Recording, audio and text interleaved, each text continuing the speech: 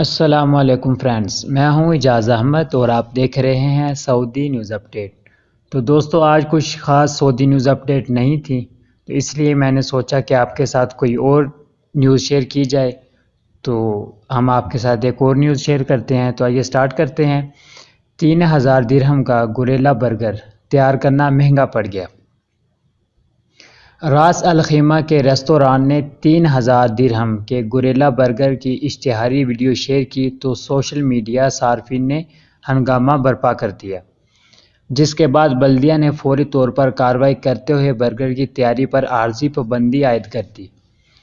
امارات اليوم کے مطابق واوان ریستوران کی مینیجر سما صالح نے بتایا کہ انتظامیہ نے ریستوران 3 ماہ کی بندش کے بعد پہلی مرتبہ کھلنے کے موقع پر مشرق وسطیٰ کا سب سے مہنگا برگر متعارف کروانے کا فیصلہ کیا تھا۔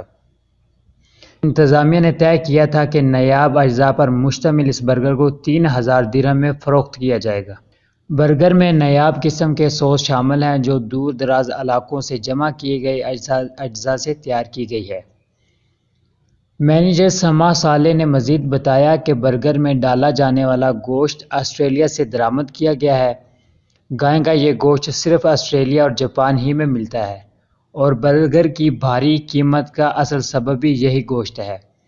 سما صالح کا کہنا تھا کہ ریستوران انتظامیہ نے نیا برگر متعارف کراتے وقت راس الخیمہ مارکیٹ کے تقاضوں کو پیش نظر رکھا تھا۔ سما نے توجہ دلائی کہ مہنگے منفرد برگر کی اطلاع ملتے ہی بہت سارے گاہک پہلے دن ہی ریستوران پہنچ گئے تھے۔ ریستوران کے مینیجر نے کہا کہ ہمارے پاس راس الخیمہ کے سرکاری اداروں کا جاری کردہ اجازت نامہ پہلے سے موجود ہے اور 3000 درہم مالیت کے برگر کا اجازت نامہ بھی حاصل کر رکھا ہے۔ تازہ اطلاع کے مطابق راس الخیمہ کے بلدیہ نے گوریلا برگر کی تیاری پر عارضی طور پر پابندی عائد کر دی ہے۔ بلدیہ کا کہنا ہے کہ ریستوران انتظامیہ کے اس دعوے کی تصدیق کرنے کے بعد ہی برگر بنانے کی اجازت دی جائے گی۔ اس کی تیاری میں غیر معمولی مہنگی اشیاء شامل ہیں۔